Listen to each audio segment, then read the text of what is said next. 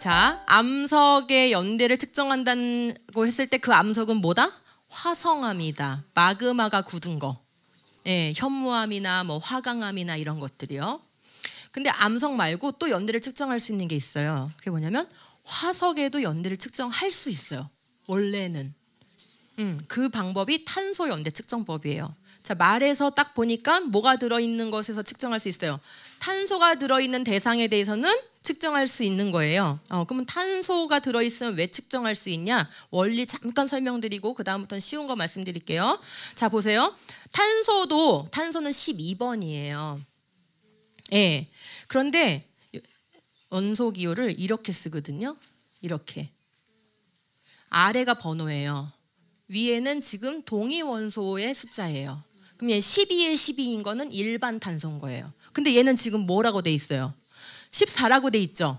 그럼 얘는 번호는 12번인데 무게가 14인 거예요. 왜요? 뭐가 많다고요? 중성자 수가 많다고요. 벌써 다 이해했어요, 우리 친구들은. 그러니까 얘는 무거운 놈이죠. 그러니까 얘는 불안정해요. 그래서 불안정한 탄소가 뭐 한다고요? 붕괴한다고요. 붕괴하면 얘는 뭘로 바뀌냐면은 질소 14로 바뀌어요. 그런데 탄소는 이 식물이나 이런 모든 이제 식물계에 다 포함되어 있어요. 왜냐면 광합성을 하니까. 근데 이 식물이 죽고 나면 더 이상 광합성을 안 하잖아요. 그러면 그때부터는 대기하고 주고받는 관계가 아니라 자기가 원래 보유하고 있던 탄소 중에 붕괴되는 탄소를 점점 잃어버리는 상황이 되는 거죠. 근데 그 붕괴된 탄소는 뭘로 바뀐다고요? 질소로 바뀌는데 질소는 기체이기 때문에 날아가는 거예요. 그러면 여기 남아있겠어요? 안 남아있겠어요? 이 화석이라면. 그렇죠. 그래서 얼마나 여기에 지금 탄소 14가 얼마의 비율로 들어있는지를 계산해서 얼마큼 붕괴했는지를 역추적하는 거예요. 그러면 탄소 14가 적게 들어있을수록 시간이 그렇죠. 붕괴돼서 날아갔으니까 아직 많으면은 죽은 지 얼마 안 된 거고 적으면은 죽은 지가 오래된 거잖아요. 원리 이해되셨죠? 네, 좋아요. 그렇게 이제 해서 탄소 14를 가지고 연대를 측정할 수 있는데 얘는 그러니까 어디다만 쓸 수 있는 거냐면 유기물에만 쓸 수 있는 거예요. 유기물. 동식물. 그럼 예를 들면 지금 이거 나무 화석이거든요. 사진에 있는 거. 얘가 나온 지층이 1억 년 지층이에요. 이거는 뭘로 매긴 거예요? 표준 화석 가지고 1억 년이라고 매겨 놓은 거예요. 그러니까 거기 들어있었던 이 나무 화석도 덩달아 1억 년이 됐겠죠? 그런데 얘는 나무니까 탄소를 갖겠어요? 안 갖겠어요? 갖고 있어요. 그러니까 우리가 과감하게 탄소 연대 측정법 할 수 있겠죠? 그러면은 진화론에서 지금까지 말한 지질 연대가 맞는 연대였다면 얘를 측정했을 때 1억 년이 나와야지 정답이 되는 거죠? 네, 그렇게 비교하면 우리는 이제 클리어하게 확인할 수 있는 거예요. 기대되시죠? 개봉박도 기대되시죠? 자, 그런데 한 가지 알아두고 넘어갈 점이 뭐냐? 그러면 이제 이 상황에서 비판적 사고가 발달하신 분은 한 가지 질문을 해야 돼요.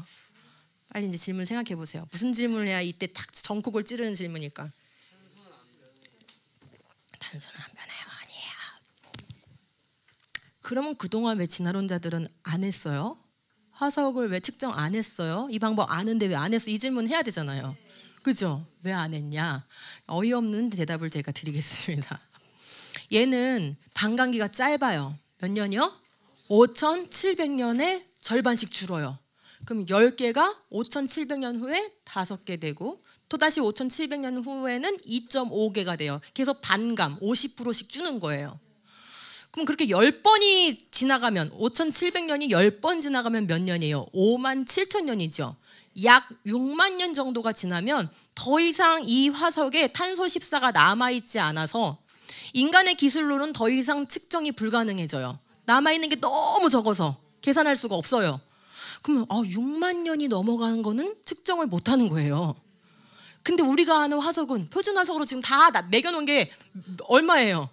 최소가 수백만 년이잖아요. 최소가 신생대도 수백만 년이잖아요. 그러니까 측정을 할 수가 없었던 거예요. 이 사람들은 당연히 탄소가 남아있지 않을 거라고 생각하고 아예 측정조차 하지 않는 굳센 믿음을 가지고 있는 거예요. 누구의 믿음이 더 센지를 한번 생각해 보세요. 그래서 우리는 측정을 할 겁니다.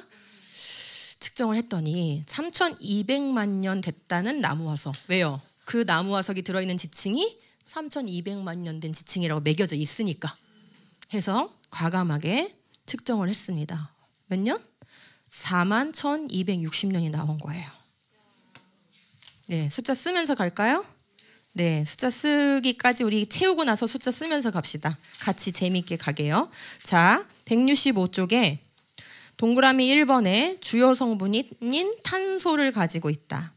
탄소 14는 불안정하여 뭘로 바뀌어요? 질소 14로 붕괴된다.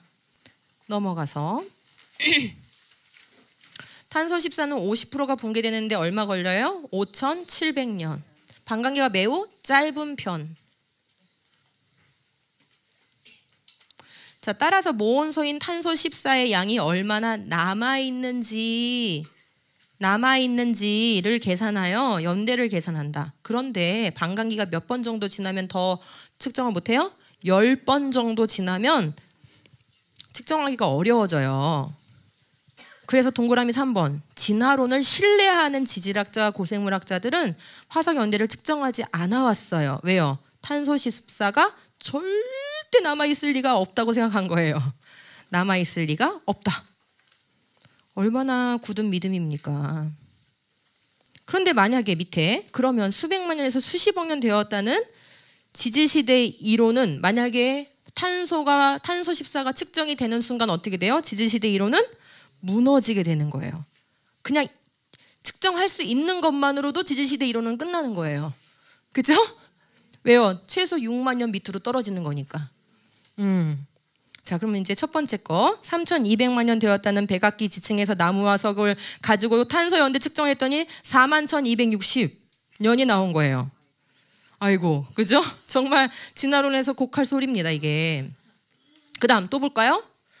백악기 지층에서, 백악기면 중생되니까 한 1억 년 정도 돼야 되거든요. 그런데 1억 1,200만 년에서 1억 2천만 년 정도 된 걸로 추정되어 왔던, 그러니까 이 화석들이 박물관에 전시될 때는 그렇게 나이가 붙는 거예요. 근데 걔를 탄소 측정을 했더니 어떻게 된 거예요? 평균에서 40,070년, 40,070년. 그럼 지금 다 탄소가 남아있어서 측정이 된다는 얘기잖아요. 측정이 되는 것으로 게임 아웃인 거예요. 고생대, 중생대, 신생대라는 건 의미가 없는 수치가 되는 거예요. 와, 또 볼까요? 이거는 젊은 과학자들이 젊으니까 네, 9마리의 공룡 화석 많이도 했죠? 네, 측정한 거예요. 공룡은 언제 살다가 언제 죽었대요? 중생대 초기에 출현해서 중생대 말에 멸종했다고 우리 아이들은 학교 가기 전부터 달달달 외우고 있어요. 그래서 우리 옛날에 우리가 보던 만화에도 둘리 노래에 이미 그 가사가 나와요. 2억 년 전 옛날이 너무도 그리고 벌써 뭐예요? 2억 년 전. 근데 이 젊은 과학자들이 9마리 공룡을 측정했는데 22,000에서 39,000 사이로 나와버린 거예요. 전부 다. 9개 중에 뭐 몇 개는 측정이 되고 몇 개는 측정 안 된 게 아니라 전부 다 측정되고 그 범위가 22,000에서 39,000으로 나온 거예요. 근데 이거를 좀 아까 여기 보이는 이 장면 학회에서 발표를 한 거예요. 그러니까 다들 쇼킹했겠잖아요. 학회라는 건 다 진화론 판인 건데. 그래서 이제 막 기자들이 이제 인터뷰를 하게 된 거예요. 그랬더니 이 젊은 사람들이 막 이제 흥분해가지고 전 세계 이걸 보시는 모든 과학자분들께 부탁합니다. 당신들이 근무하고 있는 모든 자연사 박물관에 있는 화석들을 다 측정해 주세요. 막 이렇게 한 거예요. 했는데 그 다음이 중요합니다. 그날 밤에 이 학회에서 이들의 논문이 다 삭제됩니다. 그런데 그럼 저는 어떻게 알았냐? 예. 저를 가르쳐주신 박사님이 이게 유튜브에 남아있다라는 걸 알려주셨어요. 왜냐하면 참석자 중에 자기가 직캠 해가지고 유튜브 영상에 올려서 여러분도 요걸로 요 검색어로 검색하시면 보실 수 있어요. 예. 칼본 14 데이티드 이렇게 해서 다이노소 이렇게 해가지고 하면은 아직도 남아있어요. 그 사람이 내리지 않는 한 안 내려갈 거예요. 예. 그러니까 화석도 뭐 된다? 탄소로 연대 측정이 된다는 거예요. 되는 순간 지질시대 이론은 꽝인 겁니다. 8천만 년 전에 공룡 뼈에서 뭐가 나왔어요?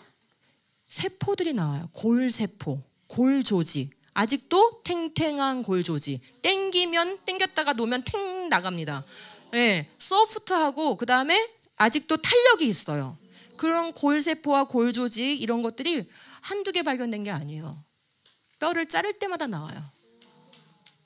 이걸 처음에 발견한 사람이 메리 슈바이처라는 여자 박사인데 이 사람은 진화론자예요. 근데 자기가 실수했는 줄 알았던 거예요. 근데 혹시 몰라가지고 또 해보고 또 해보고 또 해보는데 할 때마다 나오니까 논문을 썼어요. 근데 어떻게 됐을까요? 사람들한테 완전히 조롱당하고 비난받고 네가 뭘 오염을 시킨 거지 막 이러면서 비난받았어요. 근데 이 사람은 정말 순수한 의도로 한 거였기 때문에 계속 한 거예요. 할 때마다 계속 나오는 거예요. 근데 안타깝게도 이 사람은 이제 진화론자이기 때문에 그 학계의 압력을 이기지 못했던 것 같아요. 그래서 마지막 말년에 쓴 논문을 보니까 1억 년 동안 골세포가 남아있을 수 있는 이유 이런 걸 썼더라고요. 재밌죠? 이런 걸 골 때린다고 하는 거 아닌가요? 왜냐면 아무리 냉동 보관으로 잘 보관해도 100만 년을 넘길 수가 없다라는 게 과학계의 정설이에요. 근데 1억 년을 보관할 수 있는 이유를 찾으려고 얼마나 이 여자 학자가 고민했겠어요. 하여간 이제 그건 이제 여담으로 말씀드린 거고 1억 4,550만 년에서 1억 9,960만 년 전에 쥐라기 시대로 거슬러 올라가는 샘플의 약 절반에서 연조직, 아직도 부드러운 살점이 나온다 이 말이에요. 그래서 이제 대대적으로 한번 이 프로젝트를 진행했는데 그 프로젝트 이름이 레이트예요. 레이트. 이 레이트 프로젝트는 창조과학회, 미국 창조과학회에서 유수한 과학자, 지금은 이런 과학자들이 미국에서 안 나옵니다. 여러분들이 하셔야 돼요. 여러분들이. 이제 남아있는 소망은 한국교회밖에 없어요. 근데 이 유수한 과학자들이 8년 동안 연구를 했어요. 근데 8개의 그 연구 프로젝트를 진행했는데 그 중에 첫 번째가 보이시죠? 카본 14 데이팅이라고 해서 탄소 14 요 연대 측정을 첫 번째 연구 과제로 했어요. 그래서 결과를 보여드려 볼게요. 석탄 샘플 10개를 채취했어요. 근데 어디에서 뽑아왔어요? 자료를? 고생대, 중생대, 신생대. 일부러 이렇게 한 거예요. 어디 시대 차이가 한번 있나 보자. 그래서 고생대지층, 중생대지층, 신생대지층에서 아주 깨끗하게 샘플을 채취해서 어디서 채취했단 말을 하지 않고 자기들이 분석한 게 아니에요. 미국과 캐나다에 가장 유명하고 가장 보편적으로 많이 하는 이 탄소 연대 측정을 하는 실험실에다가 보낸 거예요. 다만 어디서 채취했단 말만 안 한 거예요. 그리고 연대값을 받았어요. 그랬더니 어떻게 됐어요? 10개의 샘플 모두가 5만 7천 년에서 4만 4천 년 범위로 측정이 됐어요. 제일 오래됐다고 하는 게 고생대 펜실베니아의 석탄 샘플인데 4만 년대, 5만 년대, 4만 년대 이렇게 나온 거예요. 고생대, 중생대, 신생대의 연대 차이가 별로 나지 않았어요. 다 5만 년대, 4만 년대 그 사이에서 왔다 갔다 이렇게 나온 거예요. 그러니까 고중신생대라는 이 엄청난 시간 차이라는 건 존재하지 않는 거예요. 지층은 뭐 했다? 연속적으로 쌓였다. 빠르게 연속적으로 쌓였다.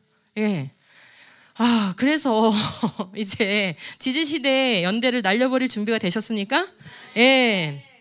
제일 오래됐다고 하는 캄브리아기 밑에가 성캄브리아기라 그랬죠? 그러니까 지층으로는 제일 오래된 거예요. 근데 거기에 있는 다이아몬드를 측정했어요. 다이아몬드는 유기물은 아니지만 뭐가 주성분이에요? 탄소가 주성분이라서 얘를 할 수가 있었던 거예요. 그리고 다이아몬드는 가장 단단한 광물인 거 아시죠? 그러므로 보존 상태도 좋기 때문에 이 값은 신뢰할 수가 있는 거예요. 그래서 측정했더니 원래는 한 10억 년 정도 나와야 되는데 5만 5천 년으로 측정이 된 거예요. 이젠 수십억 년, 수억 년이라는 지지시대 나이는 의미가 없는 것이구나. 그죠? 왜 아직도 C14이 남아있는 거예요? 수억 년 됐는데. 남아있으면 안 되는데 남아있기 때문에 측정이 되고 있다라는 것을 알 수 있습니다. 자, 그 다음에 이제 이 정도 얘기해도 연대는 너무 인에 박혀있기 때문에 제가 아예 그냥 뿌리를 뽑아버리려고 또 말씀드려 볼게요. 제목이 재밌죠? 제목 한번 읽어보세요. 아는 연대는 모르고 모르는 연대는 아는 방법. 제가 지은 제목이지만 너무 잘 지은 것 같아요.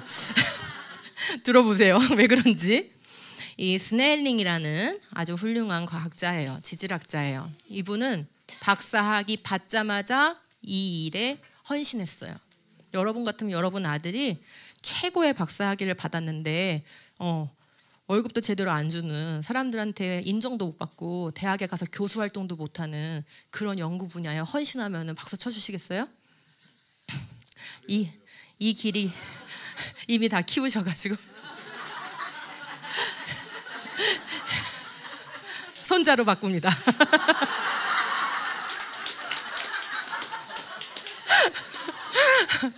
네, 이 길이 그런 길이에요. 근데 이분은 평생 그 길을 정말 순결하게 해오셨고 이제 70대 정도가 되셨어요. 평생 엄청난 데이터를 우리에게 주셨어요. 그 중에 하나가 이건데, 그랜드 캐년의 지층들은 퇴적암이니까 연대 측정할 수 없죠. 이제 이해하시죠? 근데 그 뚫고 들어온 마그마가 굳은 화성암에는 할 수 있죠.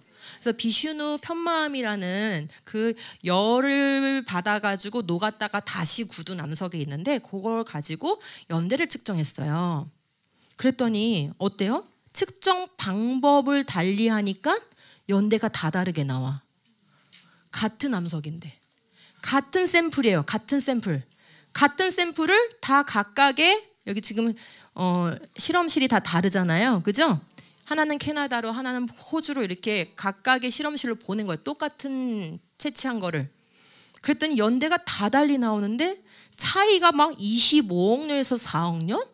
도대체 오차 범위가 이렇게 큰 거를 어떻게, 그러면 이제 이 사람들은 어떻게 하냐면, 그거 어느 지층에서 채취한 거예요? 이걸 물어봐서 고생대에서 채취했다 그러면은 한 5억 년쯤으로 때려주고, 성 캄브리아계에서 채취했다 그러면 한 이제 10억 년으로 때려주고, 이제 이런 식으로 그 어디 채취한 걸 보고 그 범위 중에서 그 값을 골라내는 거예요. 이런 식으로 하는데 이렇게 다 다른 값을 내준다는 것을 알 수 있어요. 그다음 얘도 재밌는 실례인데요. 호주의 한 지역에서 광산 알죠? 광산. 그 광산에서 이제 그 인부들이 일을 해야 되니까 환기구를 뚫기 위해서 이제 갱도 작업을 하고 있었어요. 근데 뚫고 들어가다 보니까 마그마가 분출해가지고 굳은 현무암질 용암이 밑에 딱 버티고 있다는 걸 알게 됐어요. 근데 파 보니까 그 현무암질 그러니까 마그마가 분출할 때 그곳에 있었던 나무, 그 나무가 마그마에 묻은 부분도 있고 안 묻고 그냥 나무 자체가 그대로 화석화가 된 부분도 있고, 그렇게 해서 같이 이 현무암하고 그 나무 화석이 공존하고 있는 거예요. 그러면 적어도 이 마그마가 분출할 때 그 나무는 그 자리에 있었던 거잖아요. 그러니까 동시대잖아요. 동시대. 그러면 얘를 측정하고 얘를 측정하면은 원래대로 하면 나이가 어떻게 나와야 돼요? 똑같이 나와야 되겠죠. 그런데 암석의 연대 측정법과 탄소 연대 측정법이 완전 다른 값이 나왔어요. 암석의 연대 측정법으로 했더니 4,500만 년이 나왔어요. 4,500만.